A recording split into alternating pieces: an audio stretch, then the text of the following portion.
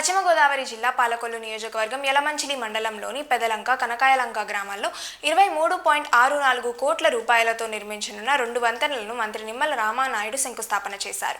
ఈ సందర్భంగా ఆయన మాట్లాడుతూ అమరావతి రాజధానికి వ్యతిరేకంగా వ్యవహరించిన జగన్కు పార్టీ నడిపే హక్కు లేదని తీవ్రంగా విమర్శించారు. అమరావతికి చట్టబద్ధత కల్పించే చర్చకు హాజరు కాకపోవడం ద్రోహమని అన్నారు. లంక గ్రామాల ప్రజలకు వరద కష్టాలు శాశ్వతంగా తొలగించేలా వంతెనలు నిర్మిస్తున్నామని, ఇది ఎన్నో ఏళ్ల కల నెరవేరుతున్నదని తెలిపారు. కూటమి ప్రభుత్వంలో అభివృద్ధి సంక్షేమం వేగంగా జరుగుతున్నాయని చెప్పారు. వరదలు తుఫాన్ల సమయంలో బాధితులకు ముందస్తు సహాయం అందిస్తున్నామని, గత ప్రభుత్వంతో పోలిస్తే పరిస్థితి పూర్తిగా మారిందన్నారు.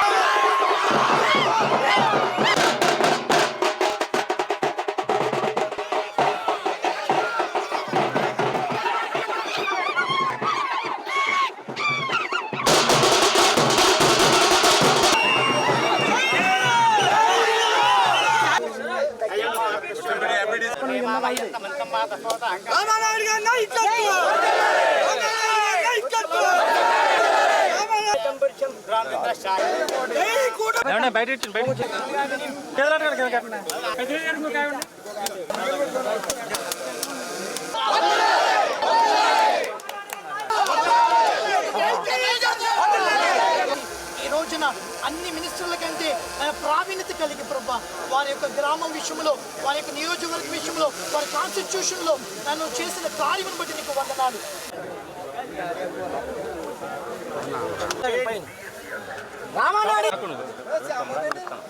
జై నిర్మల, జై నిర్మల.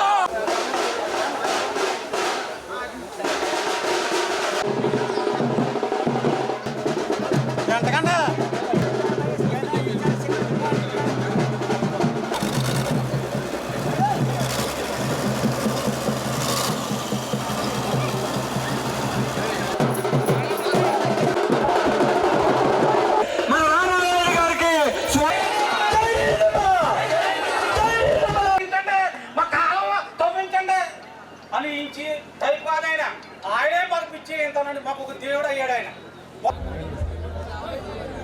మన మంత్రివర్యులు నరసింహరావు గారు, సీనియర్ తెలుగుదేశం. జై తెలుగుదేశం. భూపతి జై తెలుగుదేశం నాయకత్వం. నిమ్మల కొల్లు రామారావు గారు నాయకత్వం. చాలు గారు, మండాది అవినాష్ గారు, జీవి గారు,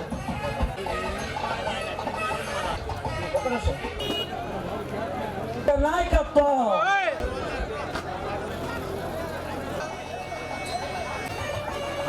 కొంచెం అనుకున్నాను.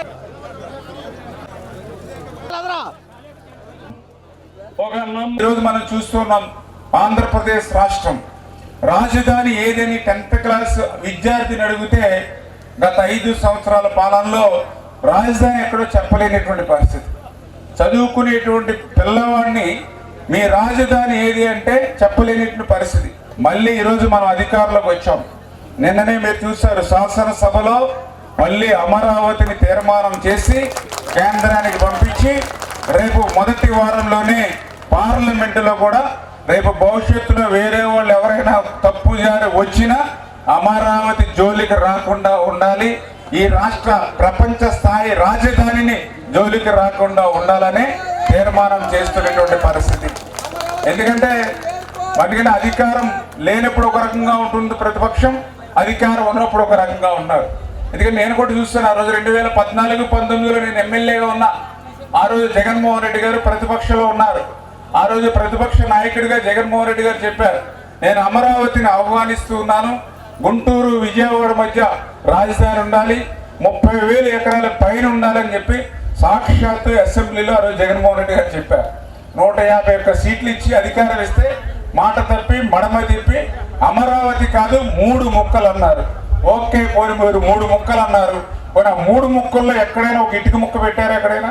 5 సంవత్సరాలు అయిపోయింది. మళ్ళీ ఈరోజు మనం వచ్చి అమరావతిని అంతర్జాతీయ ప్రమాణాలతోటి నిర్మాణం చేస్తూ ఉన్నాం. రేపు 2029 ఎన్నికలకు ముందే అమరావతి ప్రపంచ స్థాయి రాజధానిని నిర్మాణం చేసి మీ పిల్లల ఉద్యోగ విద్య అవకాశాల కోసం మీ అందరికీ రాజధాని ఉపయోగపడుతుంది. మీరు అనుకోవచ్చు రాజధాని అమరావతి మాకేంటని. అమరావతిలో ఆదాయం వస్తే ఆదాయం 175 నియోజకవర్గాలు పంచుతాం. ఎందుకంటే ఈవేళ తెలంగాణ ఉంది. తెలంగాణ మిగులు బడ్జెట్ రాష్ట్రం. ఎందుకు వచ్చింది మిగులు బడ్జెట్గా? ఆ తెలంగాణకు ఆదాయం 62% ఆదాయం హైదరాబాద్ నుంచి వస్తూ ఉంది. తమిళనాడు ఉంది. తమిళనాడు రాష్ట్రానికి చెన్నై నుంచి వస్తుంది ఆదాయం 58%. కర్ణాటక ఉంది. కర్ణాటక రాష్ట్రానికి 60% ఆదాయం బెంగళూరు నుంచి వస్తూ ఉంది. మరి అక్కడ బెంగళూరు ఉంది, చెన్నై ఉంది, హైదరాబాద్ ఉంది వాళ్ళ రాష్ట్రాలకి. మరి ఆంధ్రప్రదేశ్ రాష్ట్రానికి ఎక్కడ ఉంది? అందుకే ఈరోజు మళ్ళీ అమరావతిని నిర్మాణం చేసుకుని అమరావతి ద్వారా వచ్చేటువంటి ఆదాయాన్ని 175 నియోజకవర్గాలకు పంచుతాం. ప్రతి గ్రామానికి పంచి అభివృద్ధి సంక్షేమాన్ని ముందుకు తీసుకెళ్తామని చెప్పి మరొక్కసారి మీ ద్వారా అందరికి కూడా తెలియజేసుకుంటూ